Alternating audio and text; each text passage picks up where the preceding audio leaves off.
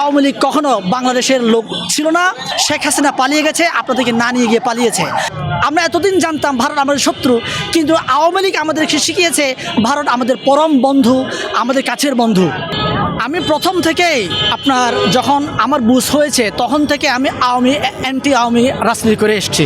তার কারণটা হচ্ছে আমাদের পার্বত্য চট্টগ্রামে দীর্ঘদিন ধরে আগুন জ্বলছে, এখনও আগুন জ্বলছে। আপনারা এটা দেখবেন যে কে আদিবাসী, কে উপজাতি, কে আপনার উপজাতি, এই বিতর্কে কিন্তু সোশ্যাল মিডিয়াতে প্রচুর পরিমাণে আপনারা ভাইরাল দেখবেন। গতকাল আপনারা সকলে জানেন যে গত পরশু 9 আগস্ট আপনার আদিবাসী দিবস গিয়েছে, এবং আমাদের বাংলাদেশে আপনার জাতিসংঘের একটা শাখা বাংলাদেশে হয়েছে, এটা আপনারা সকলে জানেন।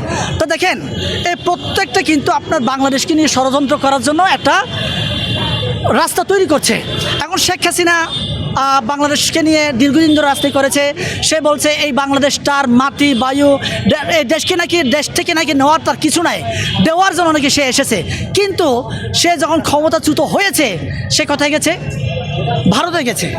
ভারত, আমরা এতদিন জানতাম ভারত আমাদের শত্রু, কিন্তু আওয়ামী লীগ আমাদেরকে শিখিয়েছে ভারত আমাদের পরম বন্ধু, আমাদের কাছের বন্ধু, তাই না? তো সে আজকে এই ভারতে গিয়ে প্রমাণ করলো যে আসলে বাংলাদেশপন্থী কোনো রাজনীতি করে নাই, সে ভারতপন্থী রাজনীতি করেছে। এখন এই যে ইদানিং আমরা দেখতে পাচ্ছি ভারতে আওয়ামী লীগের একটা কার্যালয় খুলেছে।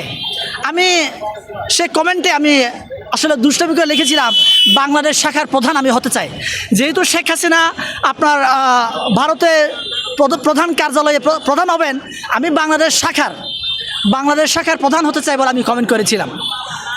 এটাই প্রমাণ করে আসলে আওয়ামী লীগ কখনো বাংলাদেশের লোক ছিল না।